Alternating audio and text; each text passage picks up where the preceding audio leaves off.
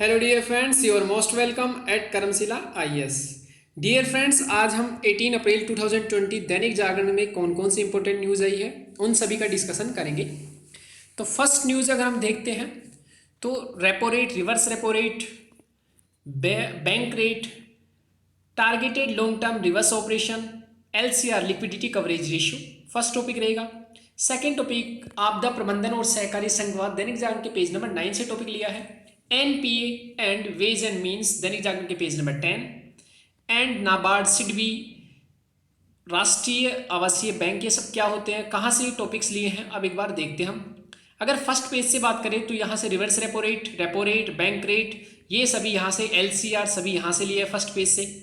आगे ये एडिटोरियल है, यहाँ से हमने आपदा प्रबंधन और सहकारी संघवाद वाला टॉपिक लिया है। और उसके बाद पेज नंबर 10 से बिजनेस से NBFC, ways and means and NPA, ये सभी टॉपिक्स यहाँ से कवर किए हैं जो हमारे आज के एग्जाम के पॉइंट ऑफ व्यू इंपॉर्टेंट थे। तो let's start from topic number first है रेपो रेट। रेपो रेट होती क्या है, वाणिज्य बैंक जो रहते हैं, कॉमर्शियल बैंक्स, ये जब भी इनको कभी पैसे की जरूरत पड़ जाती है तो ये आरबीआई से पैसा लेते हैं। और जब ये आरबीआई से पैसा लेते हैं तो आरबीआई इनसे कुछ इंटरेस्ट रेट वसूलती है, उससे ही क्या बोलते हैं, रेपो रेट। और ये कितने दिन के लिए लेते हैं, जैसे 1 दिन या 3 दिन, 7 दिन, 14, 28, इतने दिनों के लिए पैसे लेते हैं।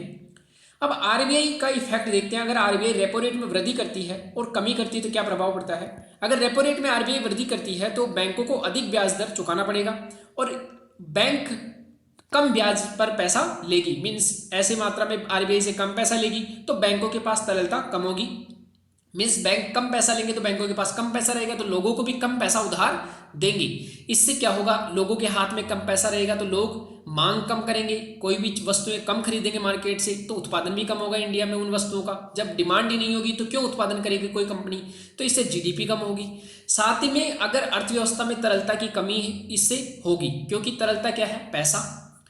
रेपो रेट में अगर कमी की जाती है तो इसका पूरा उल्टा हो जाएगा और अर्थव्यवस्था में क्या होगी, तरलता बढ़ेगी। और वर्तमान में रेपो रेट क्या है, 4.4%। सेकेंड अगर हम देखें रिवर्स रेपो रेट, ये क्या होती है, जब बैंकों के पास पैसा ज्यादा आ जाता है तो बैंक उस पैसे को लोगों की देने के बजाय किसको देती है, आरबीआई के पास रख देती है, क्योंकि उससे आरबीआई के पास से इंटरेस्ट मिलता है। आरबीआई ऐसे पैसे पर इंटरेस्ट देती है। अभी हाल ही में 4% से 3.75 कर दिया गया, कम कर दिया गया, क्योंकि आरबीआई चाहती है कि बैंक मेरे पास पैसा नहीं रख के ये लोगों को पैसा उधार में दे। और यहाँ 1% का मतलब होता है 100 बेस पॉइंट, 10 अगर लिखेंगे तो 10 बेस पॉइंट, और 0.25 का मतलब 25 बेस पॉइंट, मीन्स 1% का हम बोलते हैं 100 बेस पॉइंट। तो आप कभी भी जब भी आरबीआई अपने ब्याज दरों में कटौती करती है तो बेस रेट बोलती, बेस पॉइंट्स बोल के करती है।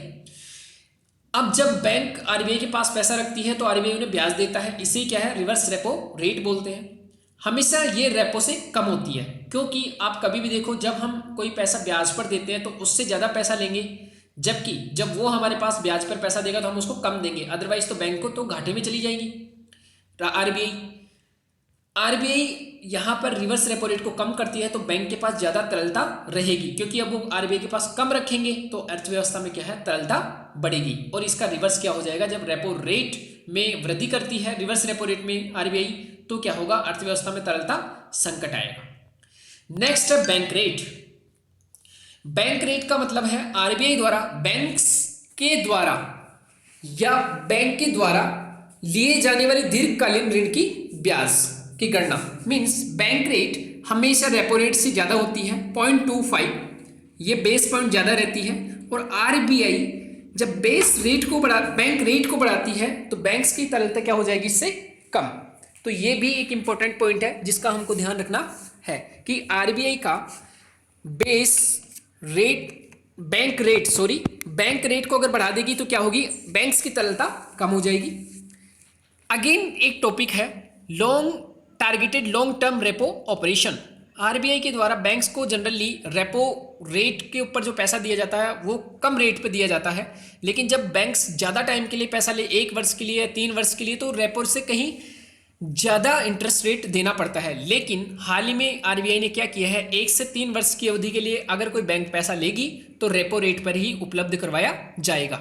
और इस पैसे को banks, NBFC, non banking finance companies, ये क्या होती है हमने कल के लेक्चर में किया था। तो 17 द हिंदू का टॉपिक नंबर 2, 17 अप्रैल का द हिंदू का टॉपिक नंबर 2 आप देख लेना, एनबीएफसी उसमें अच्छे से समझाया गया है। और माइक्रो फाइनेंस इंस्टीट्यूशन मीन्स जो सूक्ष्म वित्त देते हैं, छोटे छोटे कुटीर उद्योगों को जो पैसा देते हैं, इनको उधार देने के लिए बैंकें इसका उपयोग करेगी। एक टॉपिक जो यूज किया है LCR, लिक्विडिटी कवरेज रेशियो, इसे भी कम किया है आरबीआई ने। ये क्या होता है, इसको 100% से 80% कर दिया गया है। ये क्या होता है, net cash flow in coming 30 days, means average जब एक साल में 30 डेज में जितना पैसा बैंक से बाहर निकलता है या जितना पैसा बैंक देती है या इतना पैसा का जो व्यापार करती है, लेन देन करती है, उतने पैसे के बराबर मीन्स 30 दिन के मीन्स 1 महीने के पैसे के बराबर संपत्ति बैंक हमेशा अपने पास रखेगी, जैसे सोना, नगद या सरकारी प्रतिभूतियां मीन्स गवर्नमेंट सिक्योरिटीज। इनमें पैसा जब रखेगी तो इस पैसे का उपयोग कभी जब बैंक प्रॉब्लम में आएगी तो लोगों के पैसा चुकाने में काम आएगा। तो अब जब LCR को 100% से 80% कर दिया है तो बैंकों को सोना, नकदी इनके रूप में पैसा कम रखना पड़ेगा और ज़्यादा पैसा मार्केट में वो उधार दे सकेगी। सेकेंड टॉपिक है आपदा प्रबंधन और सहकारी संघवाद, दैनिक जागरण के पेज नंबर 9 पे। सहकारी संघवाद केंद्र और राज्यों के बीच में जो सहयोग बढ़ता है उसे ही बोलते हैं सहकारी संघवाद, कोऑपरेटिव फेडरलिज्म। और यहाँ जस्ट राइटर ने लिखा है कि राष्ट्रीय खाद्य सुरक्षा अधिनियम 14वां वित्त आयोग द्वारा 32 से 42% पैसा कर दिया गया है।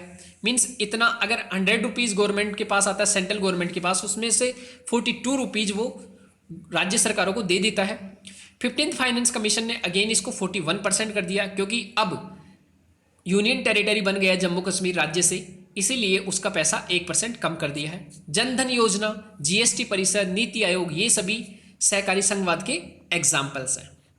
थर्ड टॉपिक है non performing asset, ways and means, गैर निष्पादित परिसंपत्तियां। ये क्या होता है, generally non performing means, performing asset का मतलब क्या होता है कि जो ऐसी संपत्ति बैंक की जो परफॉर्म करे, मीन्स जिससे बैंक को फायदा हो, लेकिन जो ऐसी संपत्ति जिससे बैंक को फायदा होना ही कम हो जाए या फायदा होना बंद हो जाए तो ऐसी क्या हो जाएगी, नॉन परफॉर्मिंग एसेट। और ये होती क्या है, यदि हमने बैंक से कोई लोन लिया है और उसको 90, आज मुझे बैंक से लोन चुकाना स्टार्ट करना था, मैं 90 डेज तक बैंक मेरा इंतजार करती रही, 3 महीने तक, अभी तक मैंने कुछ भी नहीं चुकाया, ना तो मैंने मूलधन चुकाया ना ब्याज चुकाया या दोनों में से कुछ भी नहीं चुकाया, तो वो क्या हो गया, non performing asset.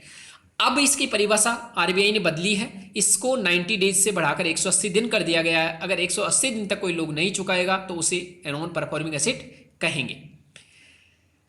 Ways and means, इसको भी 30 से बढ़ाकर 60% कर दिया गया है। मीन्स अब सरकारें, केंद्र राज्य दोनों आरबीआई से ज़्यादा उधार ले सकेंगे। तो ये वेज एंड मीन्स होता क्या है, जब गवर्नमेंट का कैश फ्लो मिसमैच होता है। कैश फ्लो मिसमैच मीन्स जब गवर्नमेंट का खर्चा ज़्यादा होता है आय से, तो इससे क्या होगा, गवर्नमेंट इसकी ज़रूरत, तो गवर्नमेंट को उधार लेने की जरूरत पड़ती है।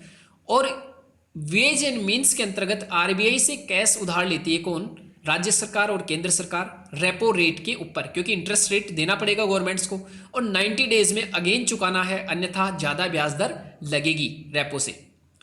गवर्नमेंट्स को जब भी ऐसा होता है, जब पैसे की ज़्यादा जरूरत पड़ती है, जब उनके पास रेवेन्यू कम आता है, खर्चा ज़्यादा होता है, तो गवर्नमेंट 3 जगह से उधार ले सकती है, या तो आरबीआई से, या तो वेज एंड मीन्स के द्वारा, या फिर नोट छाप कर ले सकती है। 2 मेथड है, नोट छाप कर लेना अच्छी बात नहीं है। पब्लिक से गवर्नमेंट सिक्योरिटीज जारी करती है, मीन्स हम गवर्नमेंट सिक्योरिटीज खरीद लेते हैं और बाद में हमारे पास जो पैसा रहता है हम गवर्नमेंट सिक्योरिटीज में इन्वेस्ट कर देते हैं, तो गवर्नमेंट के हाथ में पैसा चला जाता है। और विदेश से भी पैसा ले सकते हैं, लेकिन प्रेजेंट डे में अगर देखें तो कोविड-19 के कारण विदेश से पैसा लेना आसानी नहीं है। पब्लिक के पास तो वैसे ही पैसा नहीं है, अभी पब्लिक खुद परेशान है पैसे को लेकर, और आरबीआई से नोट छाप कर अभी इस टाइम नहीं ले सकते। तो कैश में वेज एंड मीन्स एक अच्छा उपाय है, इसीलिए 30 से 60% कर दिया गया है।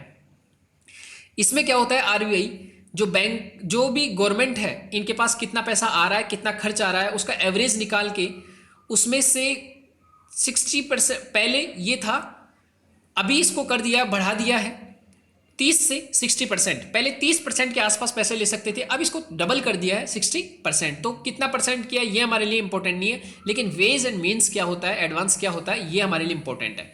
और विदेश से जो हम पैसा लेते हैं वो बैलेंस ऑफ पेमेंट मीन्स भुगतान संतुलन के कैपिटल अकाउंट का पार्ट है, पूंजीगत खाते का पार्ट है। ये हमने पहले भी देखा था, बीओपी क्या होता है।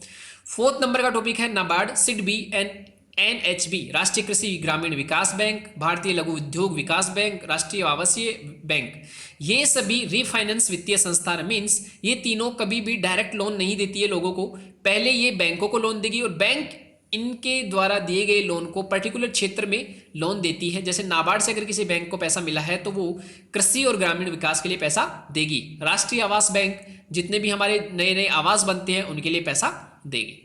अब एक क्वेश्चन देखते हैं यूपीएससी 2014 का। भारतीय रिजर्व बैंक के बैंक दर कम करने के फलस्वरूप क्या होगा? तो बैंक रेट अभी हमने जस्ट देखा था, बैंक रेट में क्या होता है, बैंक ब्याज दर लेती है बैंकों से और ब्याज दर जब बढ़ा देगी आरबीआई तो बैंक कम पैसा लेगी, तो बाजार की तरलता बढ़ेगी, घट जाती है। तो सीधा सीधा यहाँ क्या होगा, जब बैंक रेट में कमी हो रही है तो बैंक ज़्यादा पैसा लेगी तो क्या होगा, बाजार में तरलता बढ़ जाएगी। तो ऐसे क्वेश्चंस इजी यूपीएससी में पूछे जाते हैं। तो my dear friends, thank you very much for today's news discussion for Dainik Jagran.